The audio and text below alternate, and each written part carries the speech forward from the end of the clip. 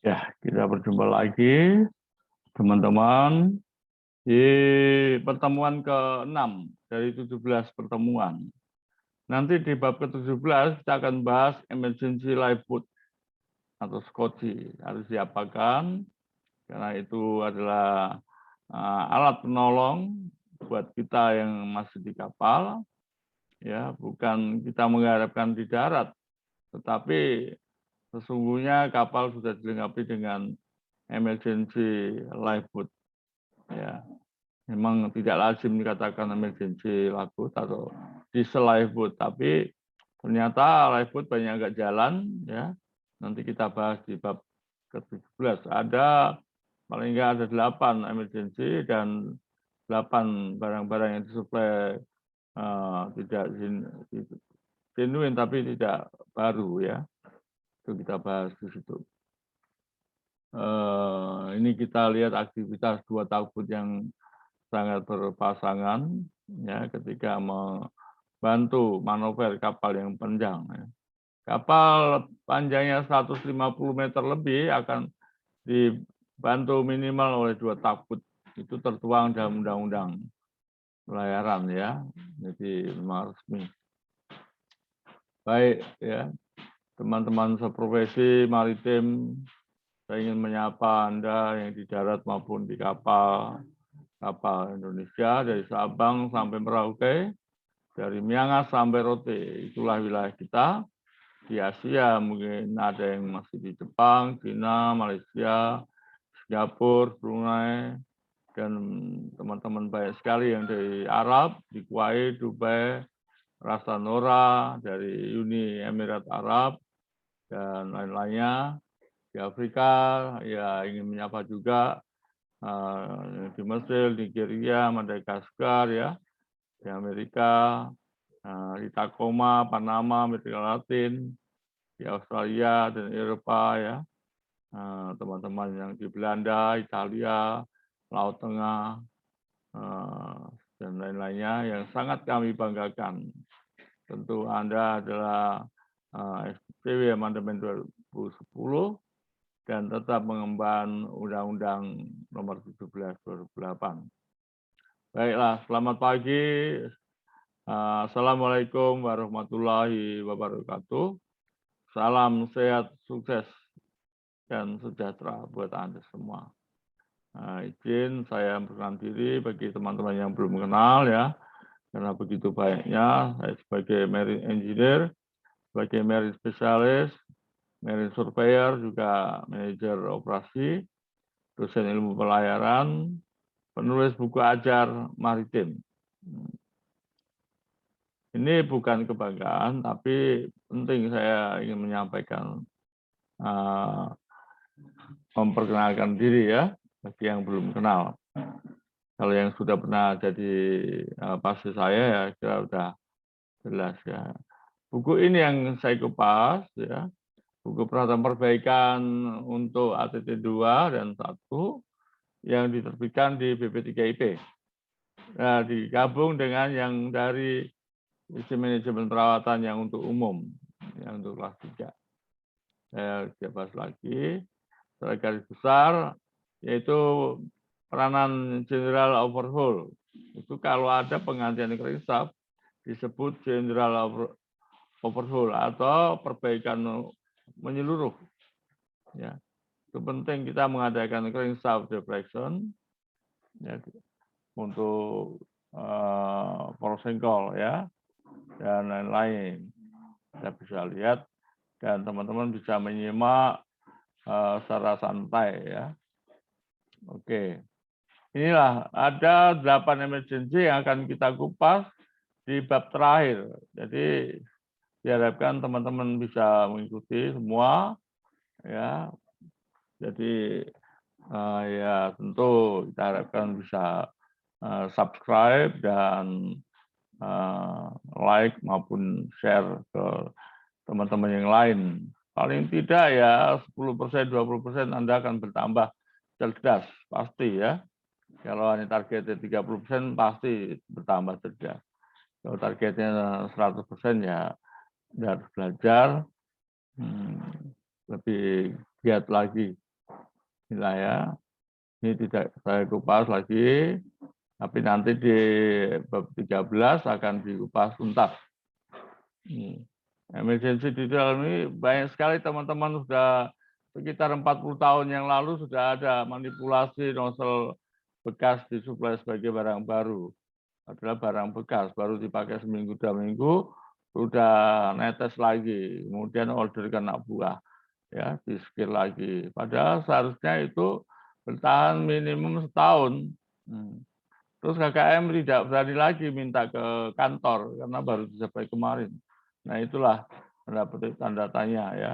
Kenapa begitu? Karena kita gampang dibodoh-bodohin oleh orang yang tidak bertanggung jawab.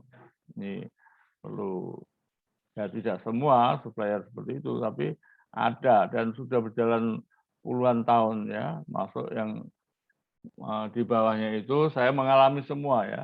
Ada kartu bekas, punya bekas, ditoreng bekas, sindiran bekas, periksa bekas ya.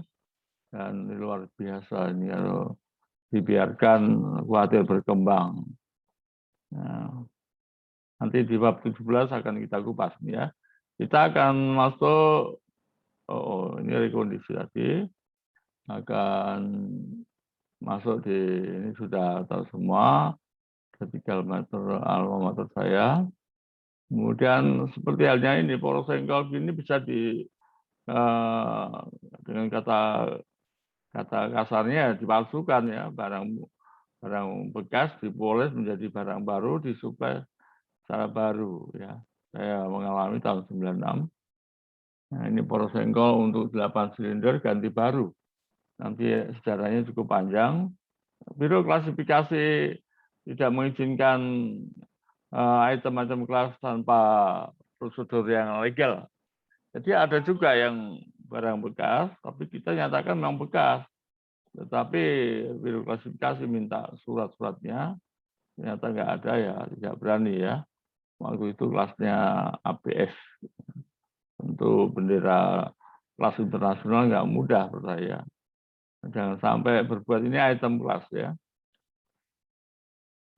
General overhaul itu tiap kapal, tiap mesin, merek mesin berbeda-beda. Ya. Misalnya di top overhaul 2.000 jam sampai 4.000.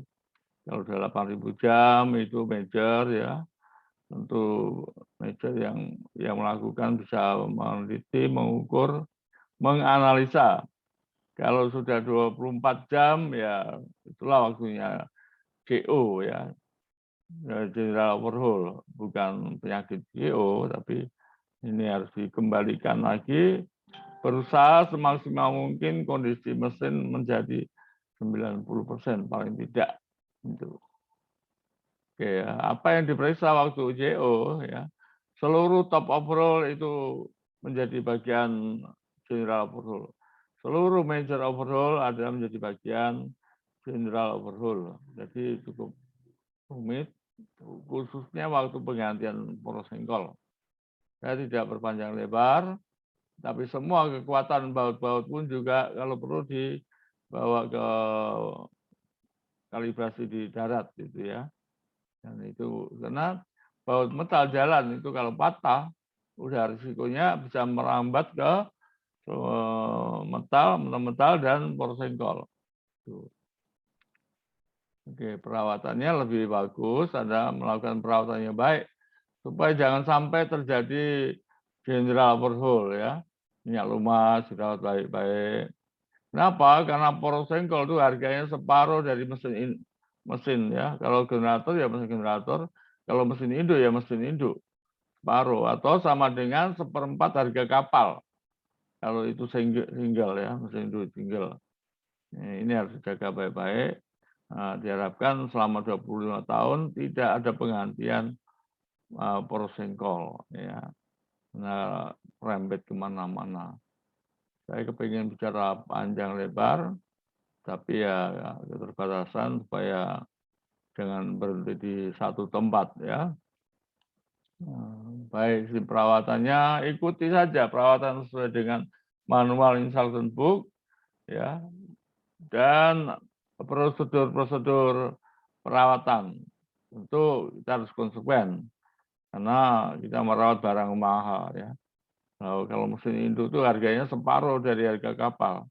Anda boleh bertanya kepada siapapun atau contohnya kalau Anda punya mobil, mesin mobil itu harganya kurang lebih bukan kurang lebih, maaf ya, ya separuh dari harga mobil itu. Kalau ditambah sama aksesorinya, permesinan, perabot bantunya ya berarti lebih. Misalnya untuk AC-nya, untuk lain-lain ya. Ya, tapi mesin induknya sendiri harganya separuh dari harga kapal. Inilah kondisi yang harus kita pertahankan. Dalam kenyataannya Anda di lapangan tidak semua melakukan penggantian baru. Ini jelas ya. Selain biaya, apalagi kapal yang sudah 15 tahun ke atas ya, karena perusahaan baru mendapat keuntungan setelah umur kapal itu antara 15 tahun. Ya, tidak mungkin kapal dengan harga 100 miliar dalam waktu 10 tahun langsung beruntung itu ya. Apalagi sampai 1 triliun itu. Jadi kurang lebih antara 15 tahun. Perusahaan juga mempertimbangkan profit oriented, keuntungan di kapal ini sudah sampai berapa ya. Itu kita lintas saja, tidak harus mendetail ya. Kecuali Anda di kantor ya, dan mendapatkan posisi yang penting. Baik, ini penggantian porosengkol ini sangat hati-hati ya. Ya, jadi kira-kira contoh kita lebih merawat seorang bayi ya. Waktu untuk mengambil crankshaft depression saya buat lebih dari 20 kali. Begitu taruh di metal duduk, ambil ya. Ada ikatan-ikatan stressing yang lain, ambil. Ya, pasang bodinya, ambil. Pasang piston, ambil lagi. Pasang cylinder head, ambil lagi. Pas join dengan roda gila, ambil ya. Join dengan generatornya, ambil lagi. Jadi kurang lebih sampai 20 untuk menghasilkan yang jangan sampai terusik lagi. Porosengkol ini harus betul-betul setiap ada pergerakan penggantian atau pengikatan baut harus diambil crankshaft deflection untuk mengetahui misalignment-nya, untuk mengetahui kelurusan dari porosengkol. Karena dia ditumpu 8 silinder berarti tumpu 9 metal duduk. Nah, itu coba ya 8 metal jalan. Oke.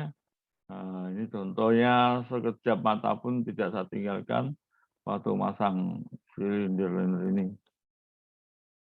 Kelurusan porosengkol ini yang menjadi beban karena putaran tinggi itu semakin tinggi putaran porosengkol harus lurus. Ya. Batasan penyimpangan, ya. Itu batasan deflection itu bisa dilihat di buku WBU diesel ya. Kira-kira yang diizinkan 8/1000 kali diameter porosengkol. Sangat amat teliti. Itu ya. Jadi maksimum 8/10.000 kali diameter poros. Itu penyimpangannya. Lebih dari itu ada kemungkinan baut-baut metal jalan tadi bisa patah dan metal akan berantakan. Ini ada di pelajaran MPU diesel ya, modul yang kedua ya, buku kedua. Anda bisa lebih teliti lagi supaya enak menganalisanya. Baik, ini alat yang disebut clock deflection ya, atau alat ini menunjukkan caper 100 mm ya. Teman-teman bisa tahu 1 mm itu sangat kecil, tapi ini dibagi 100. Jadi satu putaran ini baru menghasilkan 100. Ya. Satu putaran ini menghasilkan 1 mili. Jadi kalau satu garis ini 1/100 mili. Coba bayangkan ya. Dan ini magnetnya, kemudian diperiksa sangat teliti. Pada waktu mengambil crankshaft deflection, pastikan dudukan magnet ini tidak bergoyang. Nah, Ini di bawah ada jarum kecil, ini hanya menunjukkan satu putaran yang gede sama dengan angka 1. Jadi ini 1/100 milimeter. Sekali lagi, kalau jarumnya bisa kita baca di tengah-tengah ini, atau kita sebut setengah kali 1/100 milimeter sama dengan 5/1000 milimeter. Nah, itulah orang-orang yang kalau tidak dapat ilmunya ya, misalnya ya, untuk anak buah kapal nggak sampai ilmunya dan bukannya nggak nyampe, nggak dapat. Saya harapkan ketika KKM masih satu mengambil crankshaft deflation, anak buah kapal juga tahu, oh ukurannya misalnya 2 ya, berarti 2/100 milimeter. Edukasi ini sangat penting. Jadi kalau moto saya, sampai anak buah pun harus tahu pelajaran ini. Bedanya adalah sebagai oiler ya anak buah ya, jabatannya, pangkatnya, gajinya, dan seterusnya. Sehingga menggugah teman-teman dari bawah untuk mengambil ATT 5 atau kelas 5. 5 belum sampai ke sini ya, mengambil crankshaft deflation itu di 3. Ya, kelas 3, kelas 4 pun ya mengambil mungkin sudah, tapi perhitungannya belum sampai. Nah, kelas 3 itu harus ya, karena dia megang generator dan tentunya diizinkan juga ngambil untuk mesin induk dan seterusnya ya. Oke, ini ya. Paling enggak langkah-langkah ini harus tahu, semua masinis harus tahu dari ATT 5 sampai ATT 1. Ya, 1 pasti tahu ya. ATT 5 Pak Yusak membuat buku untuk kelas 5 yang poin-poin yang penting ada ya. Caranya misalnya mau masang clock deflection tadi pada posisi bottom, nah ini bottom port ya. Kemudian supaya kalau posisi di bottom itu alat ukur ini yang tadi di atas nggak bisa dipasang. Jadi pasangnya posisi maju sedikit, namanya bottom port. Kemudian port top ya, sampai starboard. Sampai bottom starboard itu alat ukur ini harus diambil, kalau enggak ketabrak batang toraknya lagi. Teman-teman sering menjadi perdebatan ini, kalau alat ukurnya mengarah ke kanan atau clockwise, itu artinya positif ya. Jangan dirubah-rubah, positif. Nah, artinya apa? Kalau positif itu metal seakan-akan masih baik. Ya. Atau masih baik lah ya. Kalau turun ke ini bisa dibuktikan kalau ternyata dipasang kemudian dia ke kiri atau jarum berputar ke kiri atau clockwise, itu artinya metal duduk posisi jatuh. Nah, ini yang dipelajari. Mau istilah apapun, yang penting Anda bisa melihat kalau jarumnya clock deflection itu kanan, ini ketekan. Kita kata tanda plus ya. Mau kasih tanda min ya boleh-boleh aja asal disepakati ya. Yang penting arti dari plus minusnya itu harus jelas.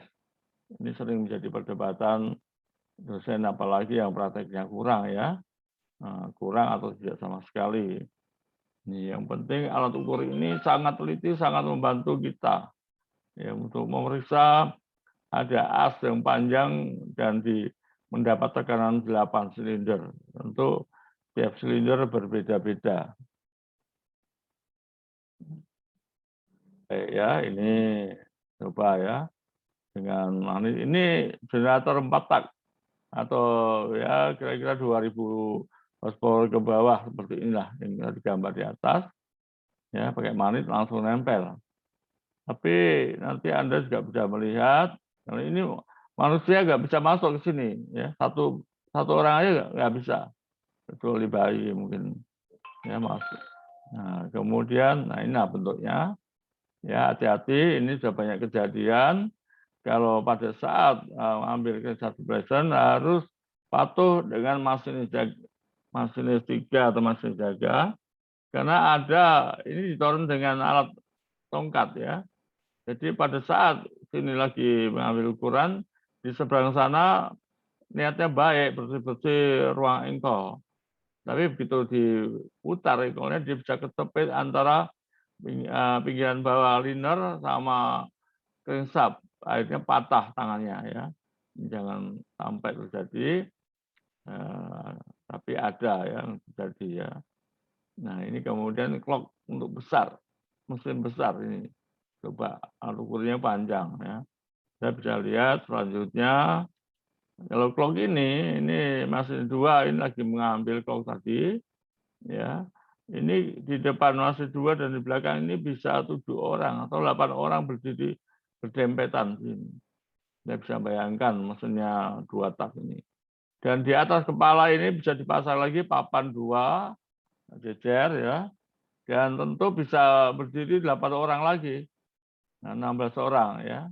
Di atasnya itu kalau mau buka kepala silang atau kroset, pasang papan lagi bisa orang 4 jongkok di situ, bebas. Jadi satu sisi ini bisa 8 tambah 8 tambah 4, 20. Belum di sisi sebelah seberang, 20, 40, satu silinder. Ini ada 7 silinder, berarti bisa muat 280 orang masuk ke dalam perutnya mesin induk.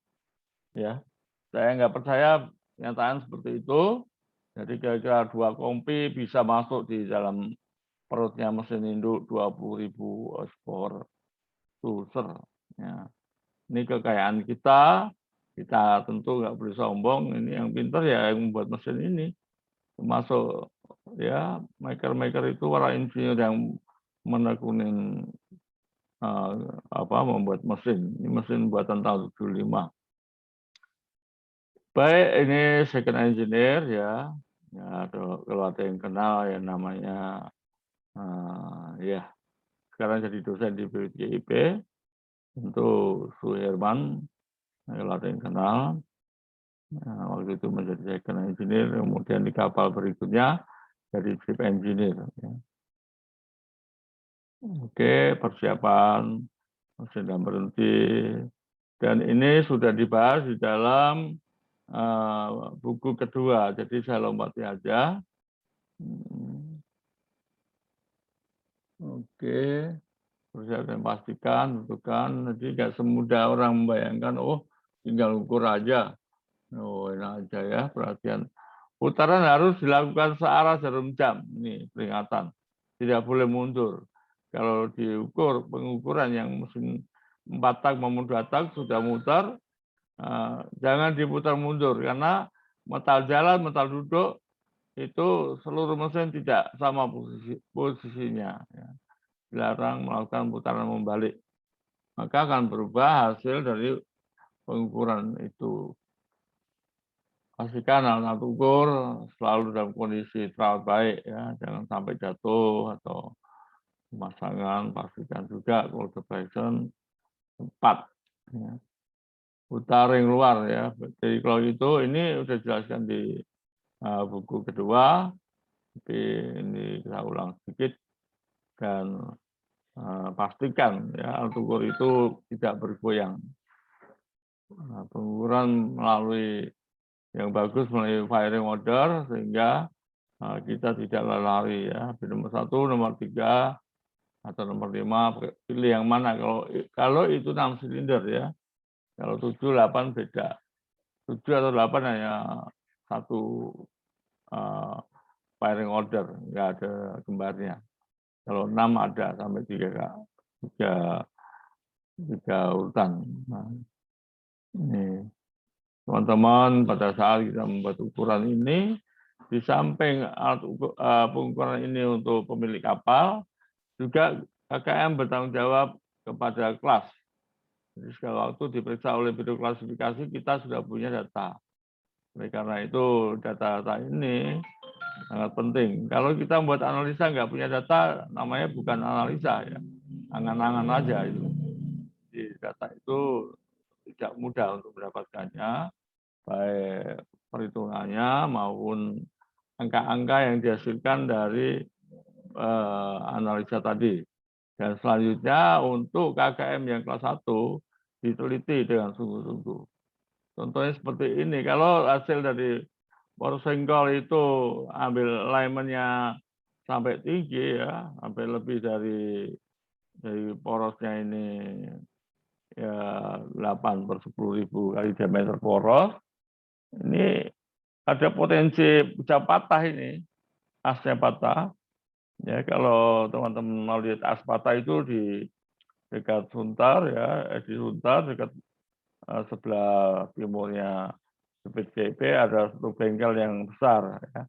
Bengkelan di Perkasa itu ada as kecil yang patah banyak. Ya, bisa dipelajari kalau yang ada kesempatan di sana ya. Itu hasil dari crankshaft deflection. Tentu misalignment atau penyimpangannya bisa dilihat. Pedoman umum penyimpangan prosikal. Nah, ini saya tulis ya. Saya kalau ini penelitian baik dari pabriknya maupun dari hasil penelitian beberapa kapal, maka saya dapatkan 8/10.000 kali diameter poros. Tadi yang melengkung tadi ya. Jadi kalau itu jaraknya lebih dari 8/1000, ya ada metal jalan, metal duduk yang harus ganti. Kalau metal jalan mau ganti kapan saja nggak apa-apa. Ya mau silinder manapun nggak apa-apa juga. Tapi kalau metal duduk, satu aja akan mempengaruhi metal duduk yang lain. Entah yang mana, entah yang nomor 3, nomor 7, 6. Pokoknya penggantian metal duduk akan berpengaruh. Dan itu harus diteliti hasil kiri kanannya lagi. Itu metal duduk ya. Kita lanjutkan lagi. Ini sebagian udah, kalau ada teman-teman yang masih penasaran boleh WA ke saya. Saya masih terbuka. Selagi ada waktu ya saya akan jelaskan bagaimana proses pengambilan poros. Itu ya, ini caranya. Ini di apa? Buku Bedah 2 juga sudah saya jelaskan. Cukup jelas. Pengambilan diagram Z. Nah, sama penyimpangannya semua. Prosengkol, bagian-bagian prosengkol, getaran kuat. Ya, dari getaran kuat ini adalah sumber permasalahan. Diusahakan jangan sampai bergetar. Jadi pengukuran prosengkol itu kalau terlalu jauh juga akan bergetar. Ya, bisa membuat baut patah, baut metal duduk atau metal jalan. Oke, sampai di sini kita jajak mikir lagi. Ya tentu kalau yang dipikir bisa dikerjakan, kita akan mendapatkan hasil dari mesin induk. Ya seperti ini teman-teman perusahaan pelayaran bisa melihat ya.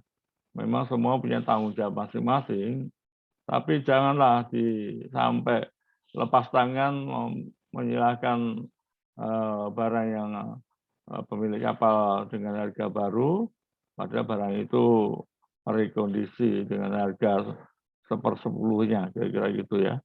Kalau disuplai harga 100 juta, padahal barang itu harganya 10 juta atau 20 juta. Kemudian risikonya diterima oleh teman-teman di kapal. Ya, kita boleh berpikir kalau hasilnya positif. Kalau sesuatu data tidak positif, ya hasilnya tidak positif. Ya, contohnya kalau ada perhitungan datanya tidak akurat atau bohong-bohongan, biar 1000 insinyur tidak bisa mengerjakan dengan benar. Ya, mengerjakan bisa, tapi hasilnya tidak benar. Baik teman-teman, ini selintas sambil refreshing, lihat foto, ya foto sedang berpikir ya. Baik laki-laki perempuan akan berpikir. Modul 6 sudah dipelajari dengan baik, ya tentu tidak cukup satu kali pertemuan. 6 ini bisa diulang-ulang, kalau di kapal bisa 10 kali ulang ya. Yang penting 10 kali subscribe, ganti-ganti ya. Nah, diberikan tanda like dan share. Dan sebelum masuk ke 7, Anda bisa belajar di modul 6, kemudian balik nomor 1, karena permesinan saling terkait. Modul 1 sampai 17 itu boleh mana aja, tidak dibatasi harus nomor urut ya. Kalau urut ya lebih bagus, tapi tidak urut. tidak urut. Kalau untuk di kapal sendiri bagus juga. Saya kira itu, bila mana Anda berkenan dengan pembahasan modul 6 ini, silakan subscribe dan tanda like, ya. Tentu bisa berbagi dengan teman-teman yang lain, di-share. Minggu depan kita akan bedah buku ajar modul 7. Kalau nggak salah tuh kata luap, ya. Salam sehat, semangat, sukses selalu untuk Anda. Yang pasti untuk Anda. Wassalamualaikum warahmatullahi wabarakatuh. Terima kasih. Sampai jumpa lagi.